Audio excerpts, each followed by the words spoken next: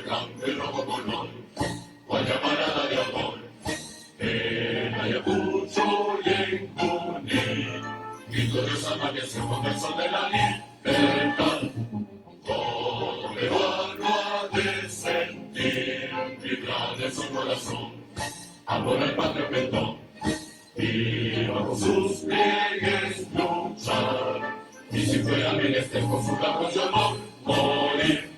Arriba, arriba, arriba el Perú y su enseña gloriosa y mortal. Llevar en alto siempre la bandera nacional. Tal la llevaron con gloria y honor, héroes peruanos de invencible amor. Arriba, arriba siempre la bandera nacional.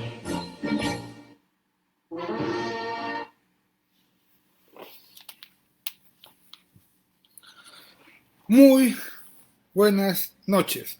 Pepito, ¿qué tal? ¿Cómo estás? Claro, feliz día a la bandera peruana.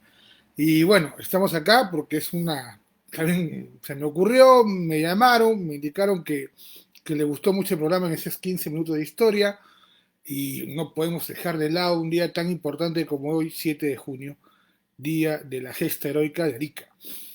Pero independientemente de eso, también es un día histórico el 6 de junio, y sobre todo para el transportista, porque la especialidad del transporte, pasajeros, carga, es la logística, y el día de ayer se celebró el Día de la Logística. Y ustedes dirán, ¿qué tiene que ver el Día de la Logística con el 6 de junio? Es historia. Un 6 de junio fue el desembarco de Normandía. Así que el programa del día de hoy, vamos a empezar con la noticia de transporte, porque ustedes dirán, qué aburrido, solamente va a ser historia. Pero vamos a tocar las declaraciones del director de políticas normativas del Ministerio el día de hoy en RPP, en lo que indicó el señor ministro de Transporte Lozada el día de ayer, y seguimos ahora sí con un programa extraordinario, porque es un tema histórico, el Día de la Logística, que es la que ustedes realizan, gran parte de los que están con nosotros, y la gesta heroica de Arica, que nos vamos a desplayar un poco más en anécdotas históricos de la gran gesta heroica de Bolognesi y todos aquellos héroes que lo acompañaron, e inclusive un gran argentino que fue presidente como Roque Sáenz Peña, ¿no? Entonces, señores, ante todo, gracias por acompañarnos, ¿no? Acá está nuestro socio BIT, el señor José Lazarte, Lord Harso, que también ya se ganó su tarjeta BIT, igual que Alicia Verano, que siempre nos acompaña, Alfredo Udiel y Ernesto Vallejo. Gracias, amigos, de estar hoy día. Disculpe que les haya cortado el domingo, pero es interesante, ¿no? Estaba leyendo, repasando y conversando con mi señora y me dijo, oye, ¿a ti te gusta la historia? Mándate, ¿no? Y bueno, tengo unos recuerdos muy interesantes de la Casa Bolognesi que no los conté la otra vez. Pero bueno, el día de ayer el ministro de Transportes fue entrevistado y salió en Andina, un resumen, y ha dejado claro dos cosas que son interesantes. Una que, la verdad, no la siento que nos llena, porque ha redimido la posición de Sutran, que a mi entender está haciendo un gran esfuerzo, pero no el suficiente que debería tener en esta etapa de pandemia. No por culpa de ellos, sino por la corrupción que hay de malos elementos de la policía. Y justamente hoy día un Mariano Santos se especula, se inmoló en Arica, porque se supone que algunos historiadores confunden la foto famosa que donó Panamericana, que está en la casa Bolognesi, con la persona que está en la puerta con Mariano Santos, un héroe de la policía. No es decir, aquellos malos policías que están aprovechando, permitiendo el transporte ilegal. Bueno, el ministro redimió la posición de Sutran, indicando que ya habían 900 operativos y más de 160 vehículos que se le habían retirado las placas. Pero yo pregunto, ¿son solamente 160 vehículos estos galifardos y ruines transportistas, porque ni siquiera transportistas deberían llamarse? No, señor ministro, viaje, vea su realidad, el transporte está siendo invadido por ilegales y el virus está diseminando. Entonces, la primera parte de su discurso que estamos tocando es la posición del ministro, indicando que se están haciendo operativos contra la ilegalidad. Pero ojo, la superintendente es más transparente. Es mucho más transparente porque ella indica que los operativos recién comenzaron el día miércoles debido a la presión, de la semana pasada, lógico, debido a la presión de los medios de comunicación que ya sabían de la investigación en Cuarto Poder. Entonces, todas esas denuncias que ustedes nos envían, las seguimos remitiendo a la autoridad. Y ayer, no sé si habrán visto, cayó uno que estaba saliendo de Cajamarca, todos bien juntitos y con unos pseudo, había que investigar si son verdaderos, pruebas serológicas que habían pasado, ¿no? El segundo punto de lo que declaró el ministro de Transportes era que se va a iniciar el transporte provincial evaluando fase 3 y tiene que ver mucho con lo que ha dicho hoy día el director de políticas normativas, que el transporte se va a realizar en fase 3, muy probable a inicios de julio, y que sería entre regiones. Lógicamente que acá tienen que tener mucho oído aquellos que están en Puno, que están en Cusco, que están en Andahuaylas, que están en Tacna, que están en Madre de Dios, porque son las provincias, las regiones más libres de contagio. Entonces, ahí hay que analizarlo y no podemos esperar a última fecha, ya estamos 7 de junio, no falta nada, ya hemos pasado 80 y tantos días de cuarentena y la situación inclusive para los médicos es que se levanten porque acá en Lima es una burda cuarentena, ¿no?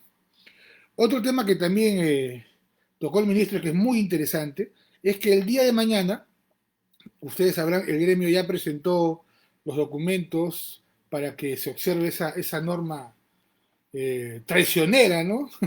Parece otro congreso de otra época, ¿no? Bueno, lo mismo. Y van a observar el Ministerio de Transporte, mañana envía los documentos para la observación, tanto a la PCM como a Presidencia, para que observen la ley del auto colectivo. Hay que estar preparado, ya hemos coordinado con unos juristas para el tema de la inconstitucionalidad, justo ayer hemos conversado con un abogado, tengo que consultarlo con el gremio, es muy renombrado, está muy vinculado al tema de transporte, y justamente uno de sus socios, el doctor Urbiola, de Arequipa, también fue parte del Tribunal Constitucional que sacó la sentencia en contra del auto colectivo por la ordenanza regional de Arequipa. Pero bueno, ese es el resumen de transportes. Y acá, antes de explicar y hacer una reseña de la gran logística que se realizó un 6 de junio, saludamos a Héctor Bryan, gracias por estar con nosotros, a Udiel, a Iván Ernesto Vallejos de Chamuni, un saludo a la distancia, a Marcos, ¿qué tal? Y Julio, vamos a seguir, no tenemos el apoyo todavía porque ha sido extraordinario, no hemos molestado a Raúl, que nos apoya, a Rómulo Quirós, iniciando ruta, claro que iniciamos ruta, buenas tardes, a Oscar Rosales un abrazo a la distancia y comencemos, ¿no? Hay que ponernos en la coyuntura histórica, ¿no? La movilización a partir de la Segunda Guerra Mundial se estableció diferentes tipos de batalla, la movilización. Acuérdense, la Primera Guerra era una guerra estancada, una guerra de trincheras, una guerra tosa, una guerra salvaje, que por cada metro morían miles de soldados, ¿no? Por desgracia sobrevivió Hitler, porque también participó en las guerras de trinchera entre Francia y Alemania entre el 14 al 18, hasta que se puso en el campo de batalla el tanque, ¿no? Y entre tanques y tanques que se inventaban, llegó el apoyo de los Estados Unidos y en el año 18 nuestros amigos alemanes se rinden, ¿no? De ahí el famoso Tratado de Versalles. En el año 40, Alemania demostró de manera inverosímil, increíble para la época, la velocidad, la Blitzkrieg, la guerra relámpago, la famosa desplazamiento de tanques, Guderian, Rommel, estrategias que asombraron a jóvenes tanquistas de la época, de Gaulle, a otros que copiaron sus estrategias y veían en el tanque el futuro del campo de batalla en los próximos años. Patton, Montgomery. En el año 40-41 la situación era muy difícil para los aliados. Habían sido derrotados en casi todo el centro de Europa, al occidente.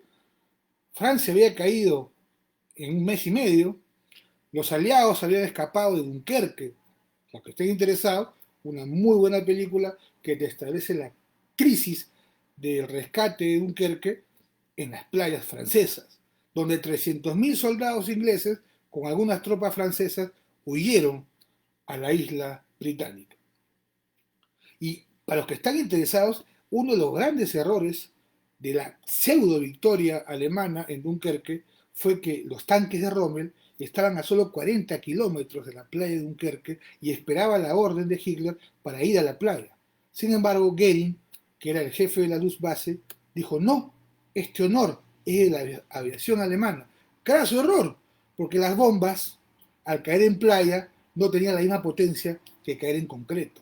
Y esa fue una de las situaciones que pudo salvar al ejército inglés, al ejército expedicionario inglés, ¿no? Y también hay que resaltar el apoyo de pocos, porque sí, poquísimos para aquella época, aún no era la batalla de Inglaterra, la famosa batalla aérea que inclusive en grupos de metal lo tocan como Iron Maiden, ¿no? Y la famosa frase de Churchill, nunca tantos le deben a tan pocos, ¿no? Pocos Spitfires trataron de disuadir a la poderosa en aquella época aviación alemana.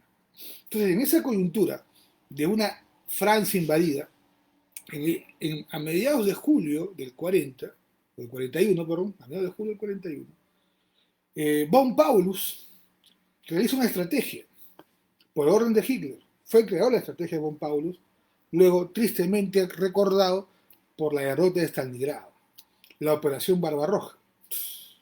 El ejército alemán, con tal de satisfacer las creencias del libro de Hitler, de Mi lucha, va hacia el espacio considerado de la raza aria, hacia los verdes valles rusos, ¿no? Entonces, en aquella época, 41, 42, Stalin, que ya se reunía con Churchill y ya se reunía con el presidente Roosevelt, presionaba a ambos para que un segundo frente se diera, porque él sentía que todo el poderío alemán iba sobre territorio soviético. Nos quedamos ahí, vamos a saludar a Eric Montes. Claro, la logística es clave para la guerra. Y ya veremos otras anécdotas que tienen que ver con un peruano también que participó en una guerra, que lo he contado, pero ahora que hay más participantes lo vamos a contar. Saludos, Osquitar, un abrazo a la distancia.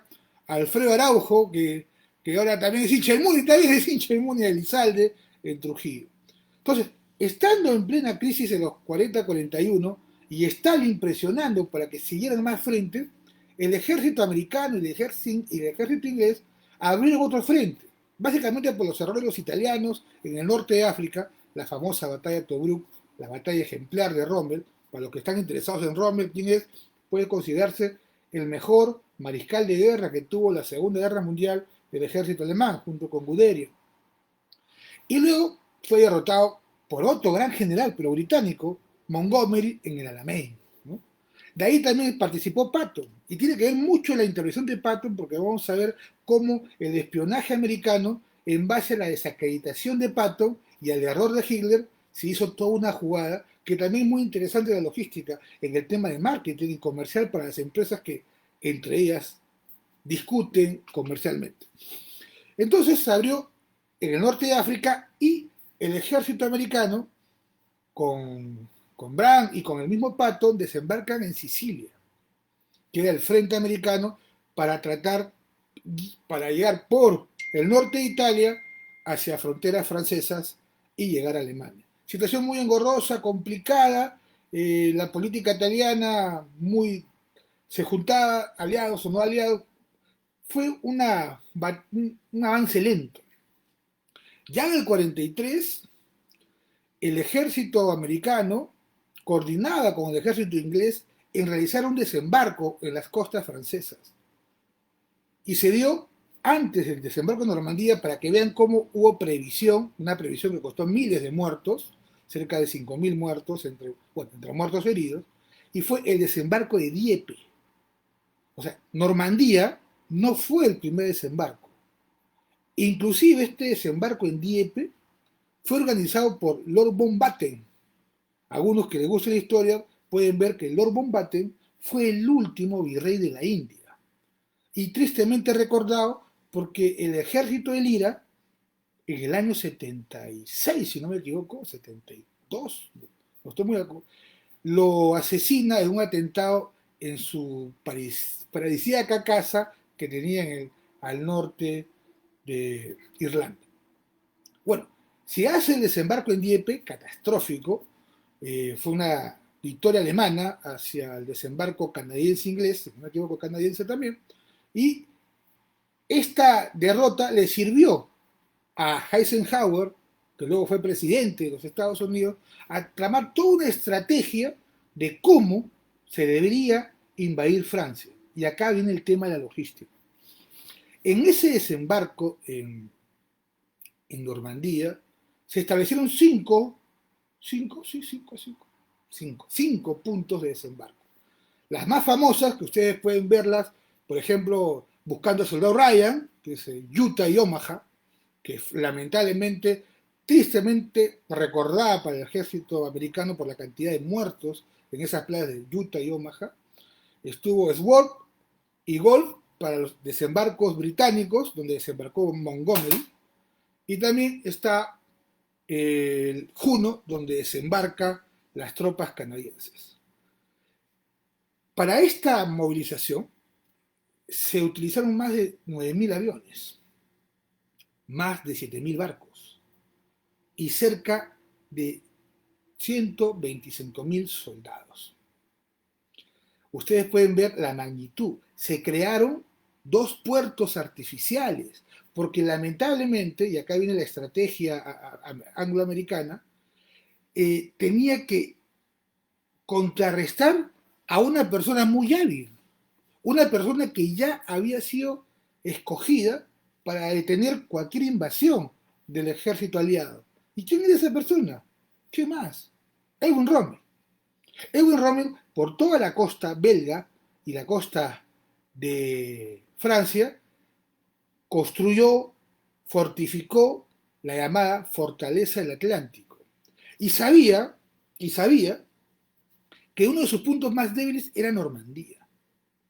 Pero lamentablemente el ejército alemán, en contra de las disposiciones de Rommel, pensaba que el desembarco era por el paso de Calais, que es el espacio más cercano entre Inglaterra y Francia. De paso de Calais salían las famosas B-1, los primeros misiles de la historia. Luego vino la B-2, que es un cohete. El B-1 era por una plataforma, ¿no? Entonces, ¿qué tema interesante nos puede dar en el tema logístico?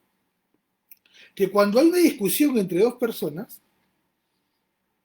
Rommel, con 2 generales de la SS, porque tenía que...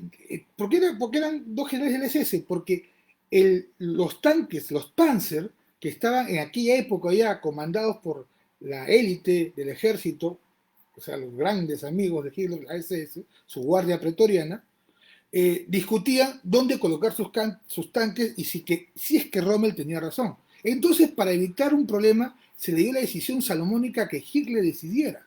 Y Hitler lo tenía que decidir porque los tanques estaban cerca a la capital francesa y que en caso hubiera un ataque, él tenía que dar la orden si los tanques avanzaban o se quedaban en alguna retaguardia una vez que hubieran logrado pasar esta invasión. O sea, ya se estaba estableciendo parámetros como un juego de ajedrez. Entonces, si usted es un empresario y ve que su jefe de marketing discute con su jefe de operaciones, no le vaya a pasar lo que le pasó a Hitler, que el día 6 de junio, en la madrugada, se quedó dormido y ninguno de sus lugartenientes quiso tocarle la puerta porque tenía miedo a su genio. Entonces, acá, ¿qué nos quiere dar a entender? Que para ser un buen empresario en este tema de logística, tienes que entender la prioridad. Un accidente, el vehículo lo han agarrado. Entonces, tener el criterio para que tus empleados no tengan miedo de avisarte. Porque el miedo de avisarle a Hitler le costó a Alemania 6 grandes horas, donde los Panzers se pudieron haber movilizado para contrarrestar sobre todo el avance en Juno y en Utah y Omaha. Pero bueno, eso ya es un tema anecdótico.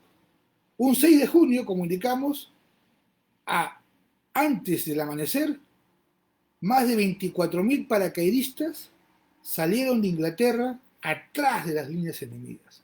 Y justo hoy día un amigo, no se fue sin querer queriendo, me envió una anécdota histórico muy interesante. Dice que en el año 72 había una reunión de paracaidistas y todo el mundo estaban tomando sus cervezas y decían, yo tengo más de 40 saltos en avión, yo tengo más de 20 saltos en avión. Y había un señor de edad y le decía, yo tengo 5 saltos, 4 de entrenamiento, pero tengo uno en el día de callados. Porque la fuerza aerotransportada, en la madrugada del 6 de junio, fue la más vilipendiada y atacada. Ustedes pueden ver, si se están interesados en este tema histórico, El día más largo, donde actúa John Wayne, una película de los años 50, que es un fiel reflejo de las anécdotas y la masacre, sobre todo, a la fuerza aerotransportada en la madrugada del día D. Se perdieron, cayeron sobre líneas enemigas, sobre zonas pantanosas y, sinceramente, los sobrevivientes de aquella época tuvieron el lujo de contar. Pero bueno, 24.000 paracaidistas. Y acá hay un tema histórico del inicio del día D y que también tiene que ser un ejemplo de nosotros cuando tomemos una decisión. Eisenhower, que fue nombrado el jefe de las fuerzas aliadas, luego sería presidente de los Estados Unidos, y los transportistas, les comento un tema histórico, le deben mucho a Eisenhower. Eisenhower fue el presidente que más apostó por las autopistas en Estados Unidos. Y ustedes pueden ver las grandes autopistas que tiene Estados Unidos. Fue la persona que en su presidencia empujó al resurgimiento de todo el movimiento transporte y autos en Estados Unidos, la interconexión que se llama, y que lo que tienen suerte de visitarla avanzan y avanzan, por eso nunca termina. Pero bueno, Eisenhower, sabiendo que había sido desacreditado Patton antes del ataque aliado, y acá vienen estrategias de marketing, de engaño, utilizó a Patton como el veedor de Patton, lógicamente. Una persona muy soberbia, pero muy inteligente en temas de estrategia militar. Luego recuperó esa confianza en la famosa batalla de las Ardenas, que será otro cantar, otra historia. Entonces, utilizaron a Patton para hacer todo un tema mediático, para hacerle creer a las fuerzas aliadas y al contraespionaje y espionaje alemán que el desembarco iba a ser por Paso Calais. Y para esto se llenó la isla británica de globos. ¿Globos dirán? Sí, señores. Globos en forma de tanque, globos en forma de camiones, que los pueden buscar en internet y son risibles, pero lo utilizaron para hacer todo un engaño al ejército alemán. Inclusive, cuando se dieron las primeras horas de combate en Normandía, gran parte del ejército alemán, a excepción de Rommel, que se había obstinado y que, bueno, si le hubieran hecho caso hubiera sido otra la historia, pensaba que ese era un ataque de distracción y que el ataque principal iba a ser por Paso de Calais. O en todo caso, era un engaño porque iban a reforzar el avance aliado en el norte de Italia. E inclusive, habían otros que especulaban que iba a ser por Grecia. Entonces, ese engaño que realizaron a través de de falsos comandos, de falso ejército, supo valorarlo el ejército inglés y americano y se dio un ataque un 6 de junio del año 44. A lo que están muy interesados en ver ese desembarco y que inclusive ha originado que algunos sobrevivientes, ya muy pocos al día de hoy, tuvieran desmayos, crisis nerviosa, ustedes lo pueden gozar en los primeros 15 minutos de Buscando al Soldado Ryan. Y lamentablemente, a pesar que ya en aquella época habían grandes directores cinematográficos que apostaban por estar en los campos de batalla, por ejemplo, John Ford, uno de los grandes directores, estuvo en Midway y casi lo matan, y también en el desembarco de Normandía, hubo gran material filmatográfico que lamentablemente, para que vean el ardor de esa batalla, cuando las barcazas iban y venían, estamos hablando de desembarcar 120.000 hombres y tenían que tener bastante criterio en las frecuencias, por eso es que es el día de logística. Imagínate todo ese embudo en esas 5 costas y sabiendo que las ráfagas de las MI, si no me equivoco, alemanas, una de las mejores ametralladoras de aire de la historia, los estaban haciendo puré. Y acá hay un tema muy interesante, ¿no? Independientemente de que acá hay un tema de frecuencias de entrada y salida de lanchas anfibias, acá hay un porcentaje que en esta guerra también tenemos que valorarla. Nos quedamos en el porcentaje mientras saludamos a todas las personas, ¿no? Bueno, acá está María Teresa Montes, una excelente abogada, y ojo, María Teresa tiene unos informes de historia de la guerra con Chile excelentes, ella y sus socios, si no me equivoco. Un saludo acá a María Teresa, saludan a nuestro amigo Munir. Enrique, primo, ¿cómo estás? Gracias por el relato, tú sabes que la historia me fascina. Eh, Lastimosamente nuestro gobierno no sabe de marketing, no sabe de logística, no sabe nada. Bueno, acá hay un tema muy interesante. Lo que tienen que ver, lo que tienen la suerte de ver algunas películas realistas, digo realistas porque no todo es victoria, no todo es Made in USA, ¿no? O Viva la Reina, ¿no? Los porcentajes rusos, pero qué interesante, los porcentajes rusos en Stalingrado y los porcentajes americanos en Normandía coinciden. Y usted dirá, ¿por qué coincide? Que se estableció que de un batallón, pongamos 100 personas, solamente, no sé si me equivoco porque ahí en el tema de regimiento, batallón, no estoy muy al tanto, en el tema de que de 100 personas que combatían, 30 personas eran las que libraban la batalla. Y lo demás eran porcentajes de gente o que no disparaba o que simplemente les dio la fobia de guerra. Eso que se quedaban ahí, eso pasó.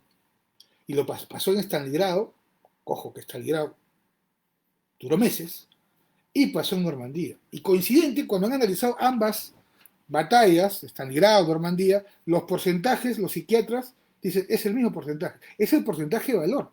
Y lo podemos ver el día de hoy.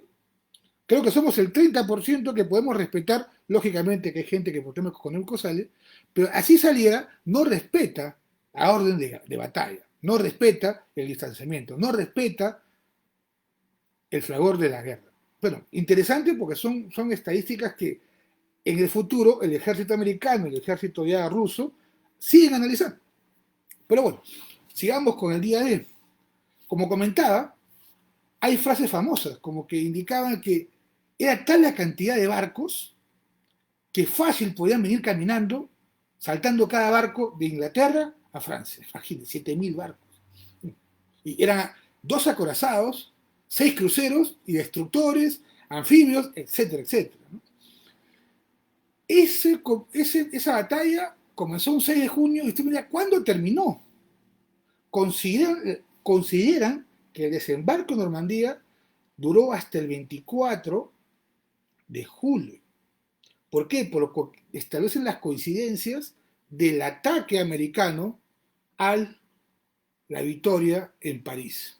Lo que están interesados también en ver la realidad, la cruda realidad del ejército americano, que no solamente el vencimiento de las playas, tanto de Omaha, de Utah, de Sword, de Gold, de Juno, pueden ver la película Fury. Excelente película que te demuestra la tecnología con el poder de la logística en cantidad. ¿Qué quiere decir eso?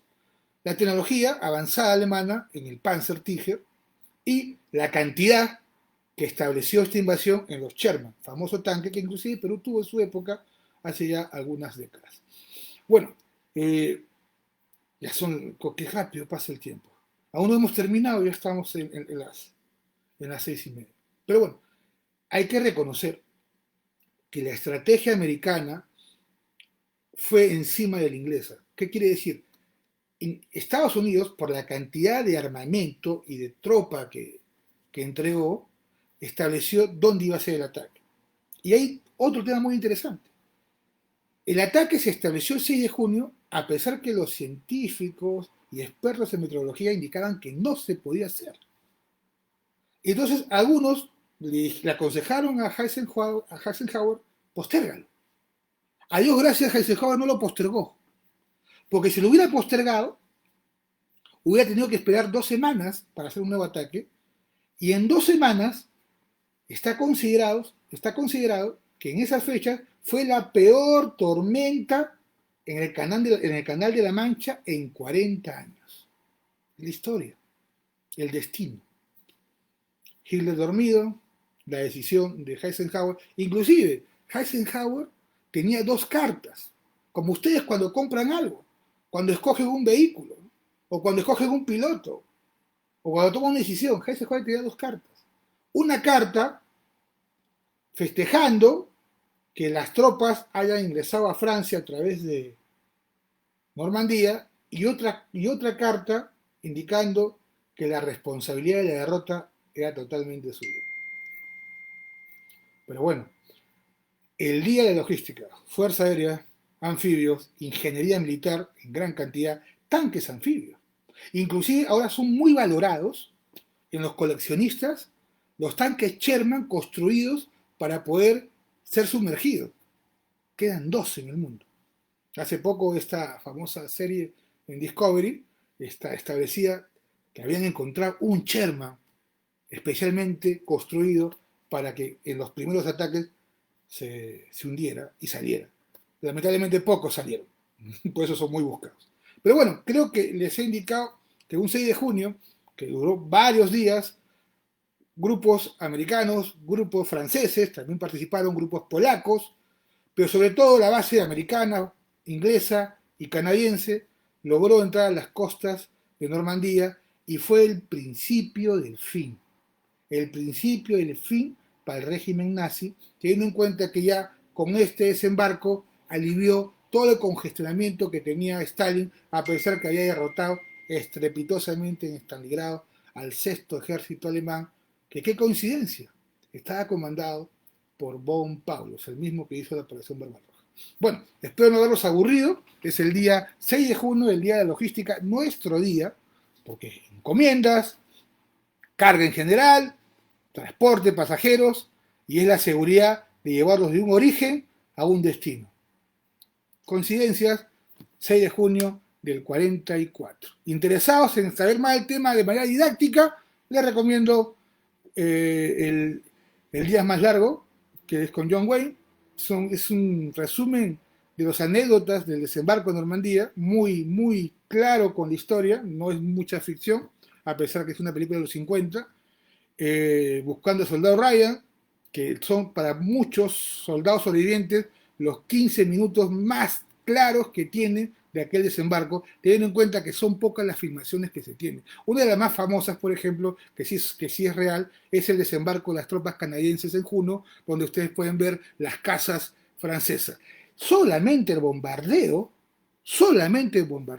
mató a más de 5.000 franceses civiles. Y esa fue la gran divergencia en las decisiones entre americanos e ingleses si bombardeaban, teniendo en cuenta la cantidad de civiles que iban a estar totalmente inocentes en este desembarco. Pero bueno, espero no haberlos aburrido y vamos con nuestro día. Pero antes vamos a saludar, ¿no? Buenas noches, Gerson, saludo de mi gran amigo Mauro. Claro, Mauro es una persona que le encanta la historia, porque a todo aquel que colecciona le encanta la historia. A Dios gracias, yo tengo una de sus colecciones. Saluda a tu papá, un abrazo. Gracias, Pedro. La gente de Carlos Patiño, claro, yerno de Pedro Cruz, el encargado de imagen de Conatrac. Saludos, amigo. Saludos a Eric Montes. Fury. F-U-R-Y, Fury. Es la historia de un tanque alemán, un tanque Sherman. Les comento para que no lo había comentado. Imagínense que hasta el día que se establezca todo el periodo del avance de las tropas americanas, inglesas, francesas, polacas, hasta el avance a las costas del Rin, el Rin es el río alemán, acuérdense que venían por dos lados, ya había un acuerdo entre presidentes, le costó en vías humanas al ejército americano e inglés, a todos ellos juntos, más de 225.000 personas. El doble de lo que desembarcó en Normandía. Imagínense.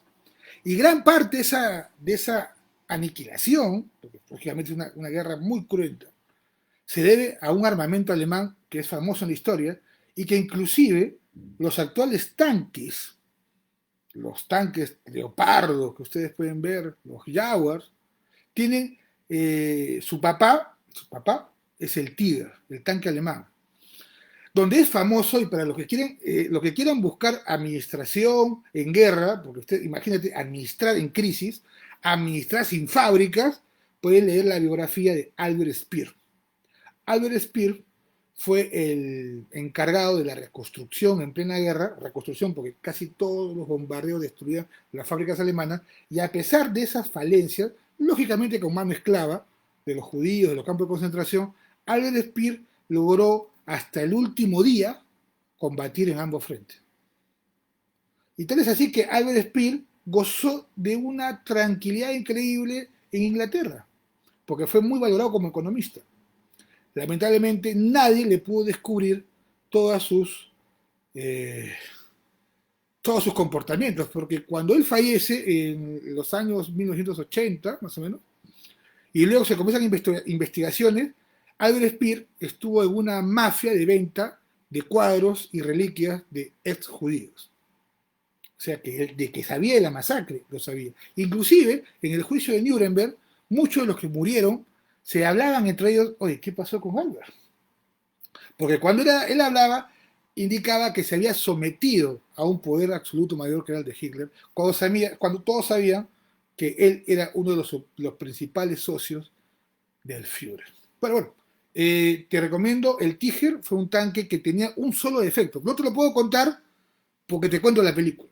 Pero la estrategia que vemos en la película Fury es la estrategia de los Sherman tratando de ganarle a un tanque que equivaldría 10 veces la potencia del Sherman. Y solo tenía un defecto. Interesante. Véanla, es muy, muy, muy, muy didáctica, muy interesante, ¿no? Inclusive uno de sus actores, no digo el nombre, ustedes lo van a ver, que vendría a ser el evangélico en el tanque, no se bañó en 4 meses, participó en la Guardia Nacional para tratar de agarrar toda esa energía de un tanquista en la Segunda Guerra Mundial. Pero bueno, gracias y vamos a ver quién más nos saluda. Julio Morales pregunta, ¿esos días de la epidemia pico y placa sí funciona? Que tengo tenido pico y placa, claro que sí. Solamente creo que se ha exonerado a los taxis formales. Y creo que acá está mi amigo Araujo Polo, que está muy entendido en el tema y asesora a varios grupos de taxistas. Le dejo la posta a Araujo Polo. Pero bueno, el día de hoy es un día muy especial para mí, porque son coincidencias de la vida. Ustedes saben dónde nací yo, en el ritmo, frente a la 9ª edición blindada. Mis amigos eran hijos de militares, jugábamos. ¿Y saben cómo se llamaba la avenida donde yo vivía? Se llamaba Avenida, o se llama Avenida Morro de Arica. Tengo que saber algo, pues, ¿no? Y además mi hijo, es como dice Pastor Flores, mi hijo es casi tagneño. Es un tema ya. Todavía hay niños acá. Pastor Flores me dice, tu hijo es casi tagneño. Acá un saludo a mi señora que seguro me está bien. Entonces, un 7 de junio del año 1880, Perú ya había perdido al único barco que podía competir, no derrotar, competir con la flota chilena. Lamentablemente, como indicábamos, la semana pasada, el día viernes, no pensaba hacer esta día de caja de cambios, perdón. Y digo, no, pues si yo he vivido tanto, he vivido en Morro Arica, he tenido la suerte de pasar anécdotas que le voy a contar en la casa Bolognesi, he viajado a Tacna, he hablado con mis amigos chilenos, me decían la gente de Pullman, la familia Farías, acá un saludo a Pedro Farías, que algún día verá esto. Me decían, tú eres de Humala, me decían. Humala, le digo, ¿por qué? Porque sabes todo de la guerra con Chile, porque me preguntaban, ¿no? Y yo le digo, ¿no? Es bueno saber, porque uno no comete los errores que puedes cometer en el futuro. Y dos, cuando alguien se inmola por tu bandera, no puede ser olvidado. Porque tú serías traidor, tan traidor como aquellos que no apoyaron a Bolognesi en aquella época, y lo vamos a contar. Así que vamos a empezar los antecedentes del 7 de junio. La guerra con Chile viene básicamente por el... Me olvidé de apagar el volumen. Vamos a apagar el volumen, un segundito.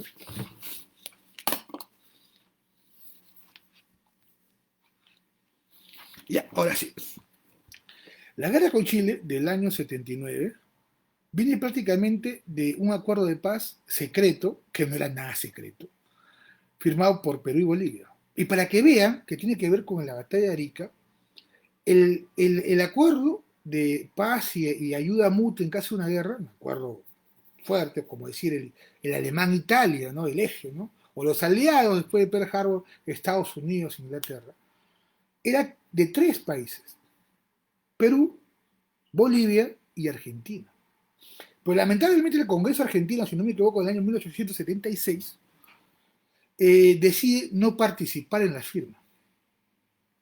Y esto ya lo sabía Chile, porque para él hubiera sido más complicado que, que tuviera tres frentes. Y ojo, que la política de tres frentes es una política que actualmente Chile respeta. Y hay que decir que la respete. Es su posición política militar.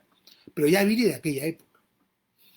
En base que ya los militares argentinos, bolivianos y peruanos sabían que tal vez Argentina, muchos no sabían que el Congreso no lo había firmado Argentina, dieron su palabra de honor que en caso hubiera una guerra contra Chile participarían. Y es por eso que acá se le respeta mucho el cumplimiento de su palabra a Roque Sáenz Peña, que participó en la batalla de Arica. Como sabrán, la primera campaña, o sea, la primera parte de la guerra, es básicamente una campaña marítima, donde el Huáscar, inclusive hasta el día de hoy, es estudiado en las mejores escuelas militares navales del mundo. Y está comparada con las aventuras del gran corsario alemán Graf Spee.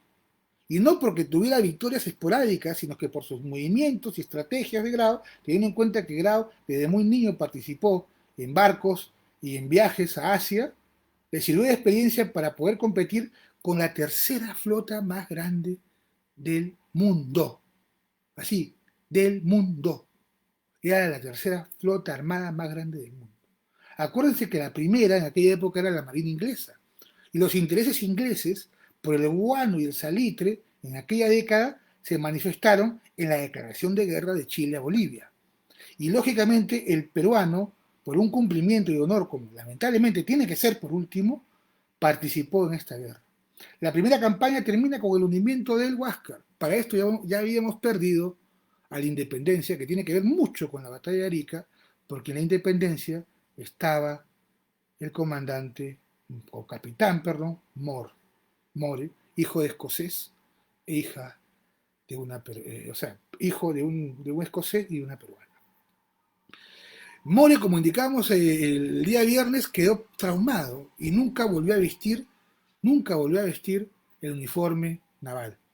Pero sin embargo, si ustedes pueden ver los óleos de la batalla de Arica, van a ver que algunos peruanos sí están con uniforme, sí, son los marinos que sobrevivieron a la independencia y que combatieron junto con Mor en el Alto de la Alianza. ¿Qué fue el Alto de la Alianza? Ya hemos dicho muy cortito lo que pasó en la campaña marítima. El Alto de la Alianza, la campaña terrestre comienza con el desembarco de Pisagua. Y la única victoria que tiene Perú a través de la historia de la guerra con Chile es la batalla de Tarapacá. Lamentablemente la falta de logística, ojo, la falta de logística de aquella época y que sufría mucho Perú, teniendo en cuenta que sus cañones eran ortodoxos, eran pesados. Las guerras cambian. Las guerras, cada armamento, cada situación cambia. Tenemos una guerra biológica, cambia el comportamiento de la persona. Origina movimientos sociales, estamos viendo en Estados Unidos por el señor Floyd. Y en aquella época ya el ejército chileno tenía un armamento ligero, mientras el Babachú era un poderoso cañón pesado y lento. Ellos tenían cañones más aerodinámicos, más fáciles de transportar a caballo, que eran los famosos cañones Kroll. Y mira que ya cuando comienza la guerra, es como que tú tengas vehículos del 2000 y tengas una competencia con vehículos del 2020, sabes que estás en pérdida. Y pasó lo mismo en la guerra con Chile. Los cañones Kroll ya habían derrotado al ejército francés en la guerra franco-prusiana. Esos mismos cañones, inclusive de mayor generación, porque acuérdate que la guerra franco-prusiana es de 1870 y la guerra con Perú es 1879, Chile muy hábilmente compró una gran cantidad de estos cañones e inclusive compró ametralladoras tipo Blitters, las famosas ametralladoras de rueda que usaban en la guerra de secesión, pero de fabricación alemana, más modernas, más fáciles de movilizar. En la batalla de Tarapacá, que es la única victoria peruana, el Perú se pudo apoderar unos cuantos cañones Kroll, pero lamentablemente la falta de logística, la falta de cañones para este tipo de armamento que no tenía Perú, tuvieron que dejarlos y simplemente inutilizarlos. Entonces, una posta se queda en Arica, deja en Tarapacá, y otra posta se queda en Tacna. En Tacna es la última gran batalla aliada, no del ejército peruano, la última gran batalla aliada. ¿Por qué? Porque ahí el ejército de Hilarión Daza, presidente boliviano, dictador de Bolivia, participa con el ejército peruano en la última batalla aliada. Los que viven en Tacna o conocen en Tacna, hay un cerro tipo Loma de Corvina, que hasta el día de hoy le llaman el Paso de los Bolivianos. ¿Y por qué le dicen el Paso de los Bolivianos? Porque por ahí el ejército boliviano se retiró luego de la batalla. Y yo tengo una anécdota, les comento, ¿no? Hace 10 años, no más, mi hijo tiene 22, hace 20 años, dentro de mis locuras históricas, y que mi mujer me tiene que aguantar, porque cada vez que viajo a un sitio, yo tengo que ir a un sitio histórico, porque no me voy del sitio, estábamos en Tacna, y me dijo, oh, ¿qué hacemos? Bueno, yo digo, vamos al Alto de Alianza. ¿Alto de Alianza qué es? Me dijo, vamos al Alto de Alianza. Agarramos un taxi, y era un día martes, creo, miércoles, ya me había reunido con don Pastor Flores, un tema de su empresa, y vamos al Alto de Alianza. Y cuando yo llego no había ni un alma, ¿no? Ni un alma. Y me acuerdo que entras al Alto de Alianza y hay una especie de escaleras que van para abajo, y hay una puerta de metal y toco. No hay nadie, este es el museo. Y sale un señor, un viejito. Y me dice, sí, señor, he venido a visitar el museo. Y me dijo, ¿ha venido a visitar el museo? Sí, he venido a visitar el museo, ¿no? Gracias, me dijo, no le miento, está bien, gracias, pasa. ¿Cuánto es? Dijo, pasa, me dijo. ¿Y por qué se emociona? Porque nadie viene. En el Alto de Alianza combatió Albarracín. En el Alto de Alianza combatió Cáceres. En el Alto de la Alianza combatió la última unión del ejército Perú-Boliviano. ¿Cómo no vamos a ir? Y ese ejército, lo poco que queda, va a Arica, esperando, y ahí la famosa frase de Bolognesi, ¿cuándo viene Leiva?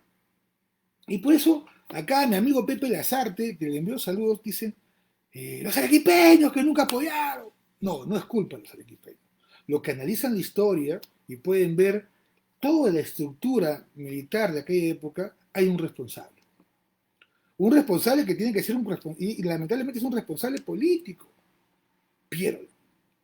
Piero dio la orden un 8 de junio para que el ejército apostado en Arequipa viaje a Arica. Muy tarde. Muy tarde. Pero bueno, un 7 de junio, la tropa chilena, comandada por Manuel Baquedano, que ya hemos contado el día de viernes, era un experto en territorio peruano, ojo, para historiadores chilenos, la guerra del Pacífico no es la primera guerra de Perú con Chile, es la tercera guerra.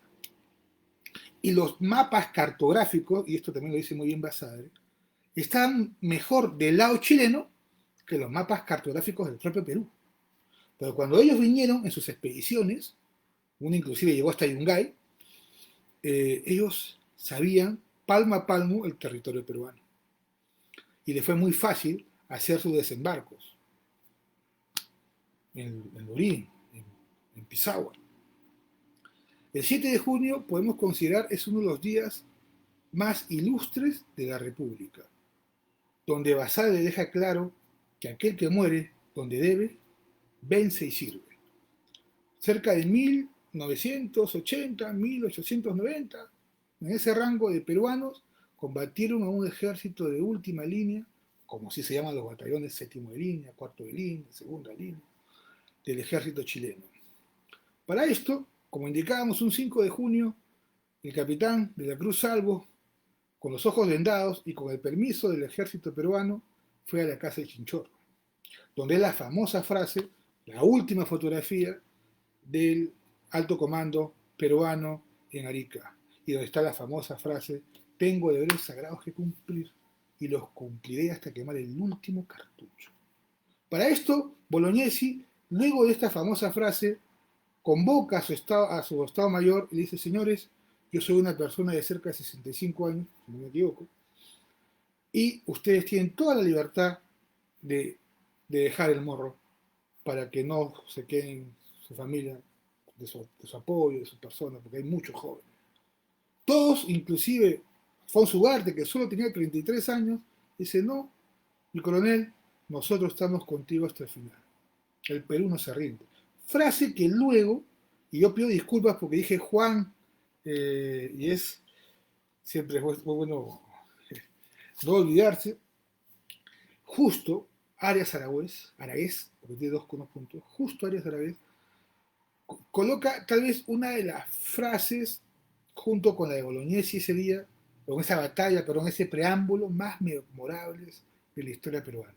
La frase de Bolognesi fue un día 5 de junio, y hoy, a las 5 de la mañana, luego de 55 minutos de batalla, porque la diferencia era casi 7-1, 6-1, justo Arias Aragués, la frase más famosa del ejército peruano junto con la Bolognesi. 800 soldados peruanos en el fuerte Ciudadela, combatiendo a más de 2000 en el primer avance del ejército chileno, donde inclusive ustedes pueden ver los avances que he colocado en la página, Baquedano, todo orgulloso, es lo que comenta la historia, indica no es necesaria la reserva. Pero justo Arias Aragués coloca una frase que no debemos olvidar y que tal vez no le enseñan en los libros de historia. Y tal vez los pocos suertudos son los miembros del ejército peruano, de la marina, de la aviación, de la policía, que saben esas frases que son parte de nuestra cultura, son parte de nuestra sociedad. No me rindo, carajo, ¡viva el Perú! Y de un balazo en el pecho, justo Arias muere en ese instante. Y les comento porque el que escucha la frase, luego es historiador de la guerra con Chile y es chileno. Y él en un capítulo de su libro de historia denota el acto heroico de Justo Arias, donde el ejército chileno le dice, mi coronel, ríndase. Ríndase y le salvamos la vida, a pesar que había orden de repase por parte de Baquedano. Ahí comienza la famosa batalla de Arica. Para esto hay que recordar, y tiene que ver mucho con la historia, porque la historia tiene anécdotas y cosas que pasan los años y se repite. El ingeniero Elmore, por orden de Bolognesi, y no hay que criticar lamentablemente la mala fortuna que tuvo, colocó minas en todo el morro, para que cuando el ejército chileno subiera, todos murieran. Lamentablemente, un cuerpo expedicionario de avanzada chileno lo detiene, lo arresta y lo tortura. Y luego Elmore tiene lamentablemente que indicar la ubicación de las minas. ¿Y por qué es lo anecdótico? Porque años después, en 1905, uno de los mejores escritores del Perú, José Santos Chocano, tiene un altercado con el hijo de Elmore. El hijo de Elmore, que era escritor en el Comercio, escribe en una de sus columnas que José Santos Chocano es un vulgar impostor por sus alianzas con los gobiernos dictatoriales de Centroamérica. Y acuérdense que en ese año 1905, perdón, me equivoco, 1925, en ese año 1925 ya estaba de presidente de Leguía y que José Santos Chocano era un asesor prácticamente de Leguía, que era una dictadura. Entonces José Santos Chocano lo va a buscar al hijo de Elmore y lo tilda de hijo de traidor. Y en esa pequeña gresca, que no debió dar a más, José Santos Chocano lo mata al hijo de Elmore. Y luego José Santos Chocano muere en Chile a manos de un loco de un cuchillo. Dice, ironías de la vida, ¿no? Y que José Santos Chocano describe la famosa epopeya de la guerra a comienzos de siglo. Pero bueno, Marcos Víctor, claro, el poderío militar de esa ocasión pudo recuperar y cayó en mi casa, había todo el armamento que tenía los famosos tanques T-55, los Sukhoi y los lanzacohetes que son... Los lanzacohetes que trajo Velasco fueron utilizados inclusive por el ejército egipcio en la guerra de Yom Kippur. Pero bueno, es otra historia, ¿no? Y para terminar, porque creo que no los quiero aburrir mucho, porque acá quiero contarles mis anécdotas, Sabemos que esa derrota demostró el patriotismo de gente como Bolognesi, como Mor, que se reivindica ante la sociedad peruana, a pesar que el tribunal militar lo perdonó, no lo consideró culpable del hundimiento del mejor navío peruano que era la Independencia. Eh, Hay personas como Justo Arias Aragués, de un joven cabo de 16 años, de apellido Mendoza, si no me equivoco, claro, Alfredo Maldonado, perdón, Maldonado. Alfredo Maldonado, una vez que el fuerte Ciudadela es conquistado por los chilenos para avanzar sobre el Morro, explota la Santa María, muriendo él con los chilenos que estaban apostados en el fuerte Ciudadela, un acto heroico. Y no nos acordamos de él, nos olvidamos en el tiempo. Y eso no tiene que pasar. Como que tampoco tiene que pasar que se olviden nuestras empresas o el descuido del futuro, que eso pasa a cada rato en el transporte. Eh, el ejército peruano es derrotado en menos de 55 minutos, grandes esfuerzos de la gente del monitor, que fue hundido, su monitor Manco Cápac, que era del río, 1 milla por hora. Pero acá hay unas anécdotas que yo les cuento. La gesta de Alfonso Ugarte, las rabonas, que es toda una historia en la guerra con Chile que acompañaban desde Pisagua hasta Huamachuco al ejército peruano, las concubinas, las esposas. Ustedes saben que en la mañana del sábado, o sea, del 6, el 6 de junio, Bolognesi le dio permiso al ejército que le había solicitado el matrimonio, realizar el matrimonio con sus concubinas y reforzar los votos con sus esposas. Fue el último gesto religioso que se hizo en el Morro Arica.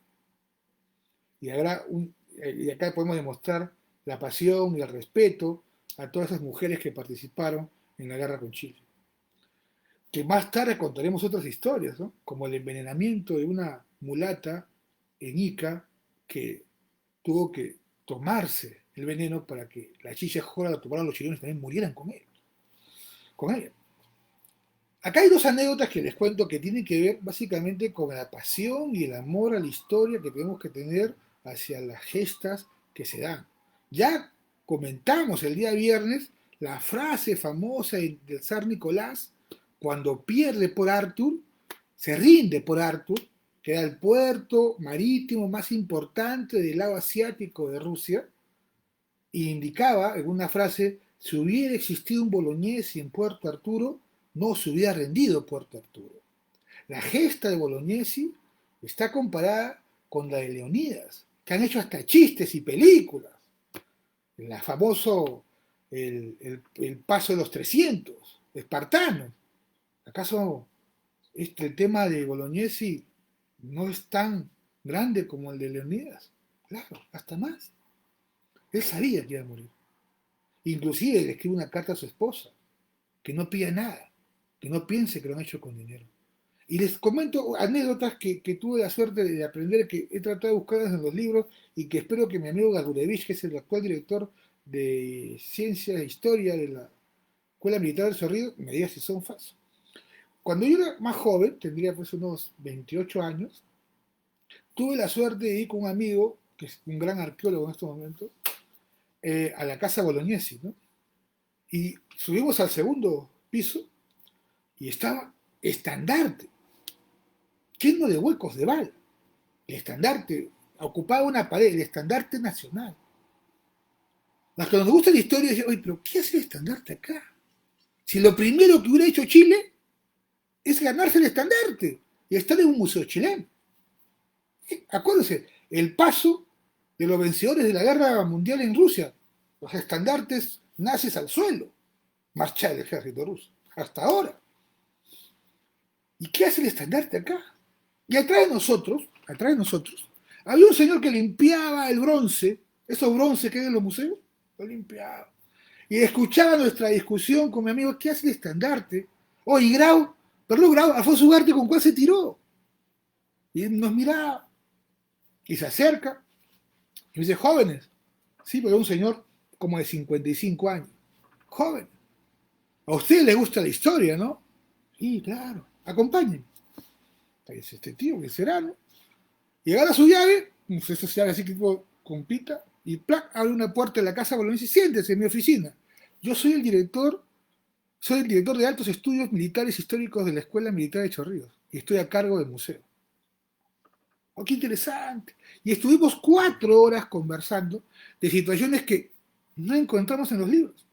Entonces, la pregunta era, ¿qué hace el estandarte nacional en el museo? En pleno fragor de la guerra, los que conocen a Morro de Arica, saben que la casa Chinchorro, la casa de la palabra, y más abajo está el pueblo, que eran haciendas. Pueden ver fotos antiguas. El Morro entraba en la playa. No ahora que hay una pista al costado y está el hotel de turistas de Arica.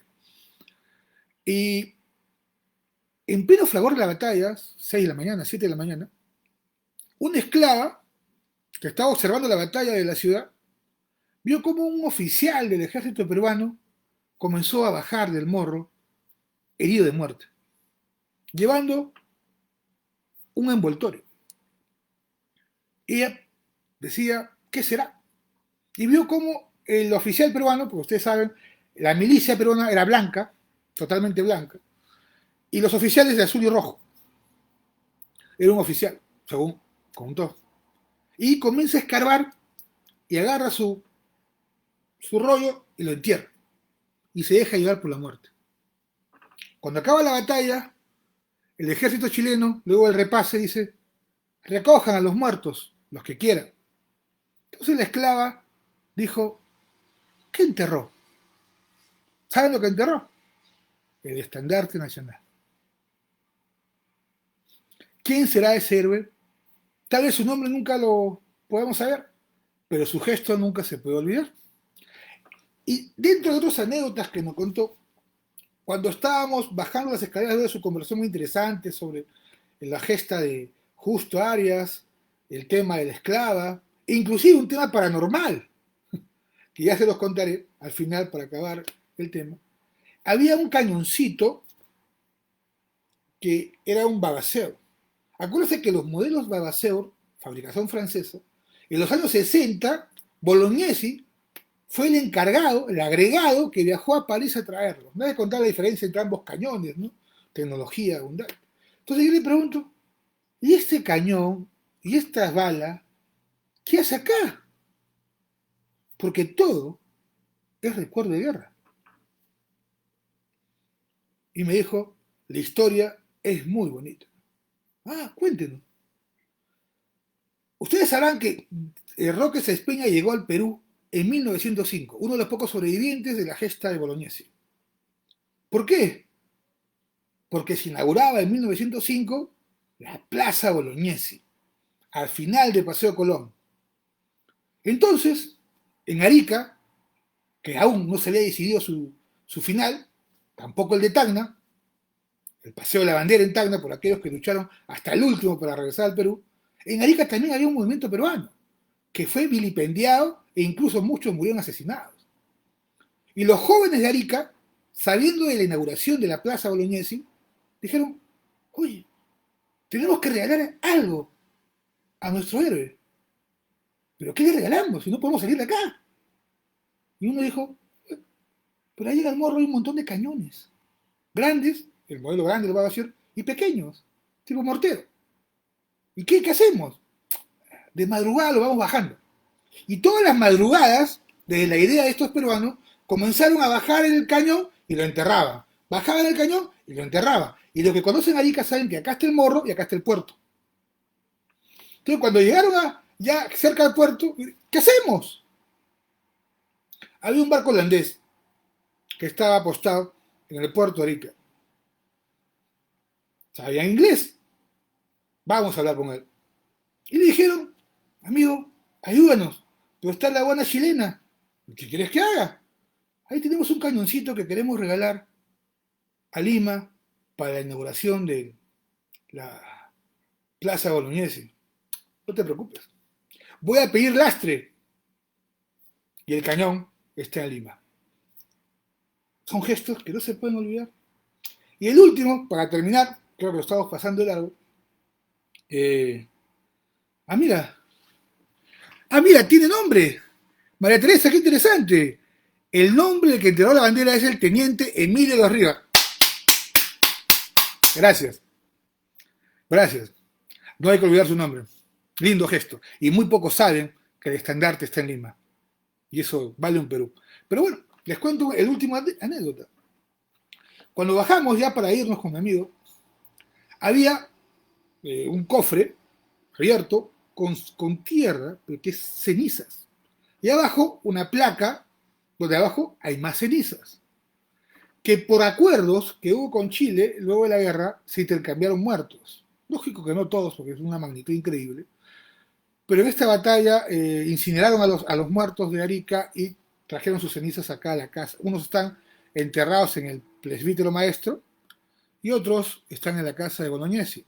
Entonces, le preguntamos si esto de acá, hoy sí, acá están los muertos de Arica. Y suban, volvimos a subir. Y sacó un libro así, ese tipo de brujo, grandazo. ¿Y qué es el libro? Le digo. Acá están los nombres de todos los que murieron en Arica. Sí, le digo, sí, me dijo. Y tú no vas a creer, y usted tampoco, por mi amigo Marco Rosas, que estaba con nosotros. Y acá, un ejemplo, María Teresa, te invito a un programa porque el detalle que tienes específico vale recordarlo a nuestros hijos, a nuestros nietos, que sepan por qué tenemos, no es un falso patriotismo, ojo, es una manera de recordar la gesta, porque por algo ofrendieron sus vidas. Entonces, cuando me enseña ese libro, claro, está el batallón Iquique, ¿no? El batallón Tarapacá, ¿no? El batallón Iquique, si no me equivoco, es de... ¿Cuál era el de el Ugarte, no? Se llevó tiempo después, qué interesante. Yo les recomiendo que lean porque es algo hermoso, ¿no? Pero bueno, cuando me enseña el libro, me dijo, esto de acá, aunque tú no creas, me dijo, hace 3 años, me acuerdo, hace 3 años, vino un joven, me dijo acá, que se había cansado de buscar los museos. Y el joven es de Huancayo. Por eso me acuerdo, mis amigos transportistas de Huancayo. El joven es de Huancayo. ¿Y qué pasa? Le digo, creo que era comandante. ¿Qué pasa, comandante? Lo que pasa es que él viene buscando museos porque cuando duerme, en sueños se le aparece un antepasado y le dice, búscame, búscame en los museos. Y le da hasta el apellido. Ándale, dije, no puede ser. Sí, me dijo. Y te comento, ya no me acuerdo tantos años, acá está. ¿Qué? Sí, me dijo. Cuando él viene, así como los he recibido, un tipo amable, que es súper, ¿qué será de su vida? Nunca más supe de él, también me decide no volver a visitar el museo. Me dijo, sí, cuando ya lo querían loco y me dio ese apellido, dije, un momentito, pa, busco, está presente. Yo pensé que era una broma, me dijo, pero a las 2 semanas vino con toda la familia, porque la familia lo quería loco. Era un héroe anónimo que buscaba reivindicación. Es la historia del Perú, amigos, es la historia de todos nosotros. Nací en la avenida Morro de Arica y mi barrio era el Monitor Huasca, o sea que tenía que estar vinculado de una u otra forma, ¿no? Mi hijo que más quiero de oro fue concebido en Tacna, por lo tanto, es casi tacneño, como dice don Pastor. Y creo que si nosotros recordamos y sacrificamos un poco nuestro tiempo en recordar, leer las gestas, no solamente la de Bolognesi, o de Justo Arias, o la de Maldonado, o la del teniente, pues todavía no vamos a poner, ¿no? O la del teniente, la que me estaba comentando acá, mi amiga Emilio de los Ríos, ¿no?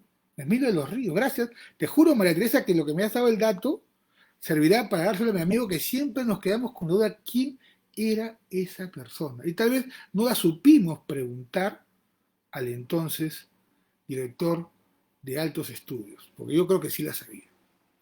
Ahora, también está la foto, les he contado el tema del cañón, que es súper interesante. Y bueno, yo siempre los dejo con una canción, un rock, pero que acá no cabe el rock, acá cabe el patriotismo y un homenaje a la gente del ejército, a la gente de la marina, que participó en esa gesta, a recuperar el honor, y todos sus marinos que lucharon hasta el último cartucho, un 7 de junio, donde es el Día de la Bandera. Y si alguien no sabe por qué es el Día de la Bandera, es por eso que hemos querido recordar tanto el Día de la Bandera como el Día de todos ustedes, que es el Día de la Logística, donde también, coincidencia de la vida, un ejército invadió y derrotó a un gobierno oligárquico, racista, algo muy parecido en estas épocas como lo que viene pasando tanto en Inglaterra como en Estados Unidos, donde el tema del racismo ha vuelto a salir. Hasta el lunes, que los vamos a dedicar al transporte. Muchas gracias, espero no haberlos aburrido, los pocos que seguro han estado. Algo, una pastillita de historia les he dejado y los dejo con la marcha del ejército. Hasta el día, hasta mañana. Arriba, arriba, arriba el Perú y su enseña gloriosa y total. Llevar en alto siempre la bandera nacional. La llevaron con gloria y honor, héroes peruanos de El Cibrejón. Arriba, arriba siempre la bandera nacional. Es la bandera del Perú, de blanco y rojo color, cual llamarada de amor, en Ayacucho y en Junín, victoriosa amaneció con el sol de la libertad. Todo peruano ha de sentir, vibrar en su corazón, amor al patrio perdón, y bajo sus pliegues luchar, y si fuera menester por su cabo y honor, morir.